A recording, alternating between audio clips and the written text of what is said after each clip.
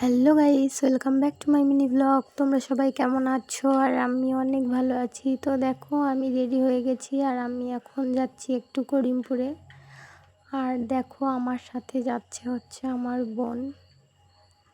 তো আমার বোন ক্যামেরার সামনে একদমই আসতে চায় না, তাই ও কখনোই আমার ক্যামেরাতে আসে না।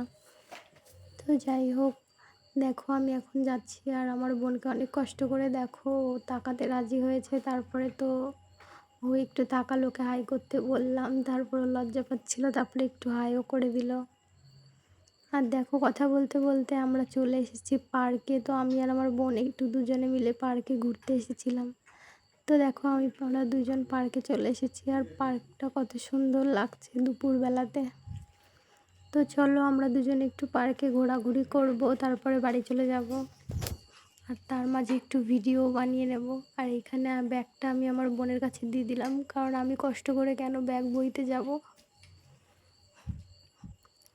তারপরে দেখো, আমরা দুজন পার্কে ঘোরাঘুরি করছিলাম।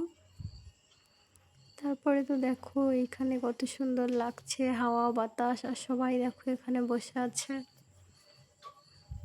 দেখো, পার্ক থেকে বাড়িও চলে যাচ্ছি। আর দেখো, আমার মনটা একটু খারাপ, কারণ বোনের নতুন সানগ্লাসটা আমি পার্কে ফেলেই চলে এসেছি, আর এখন ঘুরে আর যেতেও পারবো না। তাই বোন আমার উপর একটু রাগ করেছে।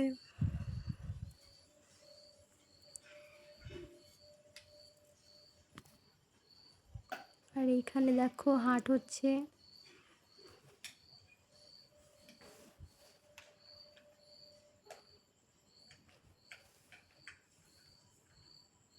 তারপরে দেখো ফাইনালি আমি বাড়িতে চলে এসেছি।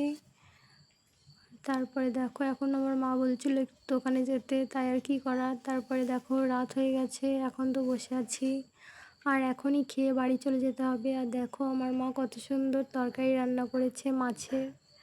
আর দেখো, কথা বলতে বলতে তো আমি বাপের বাড়ির থেকে শ্বশুর বাড়িতেও চলে এসেছি। তো তোমরা সবাই ভালো থেকো, সুস্থ থেকো, টাটা।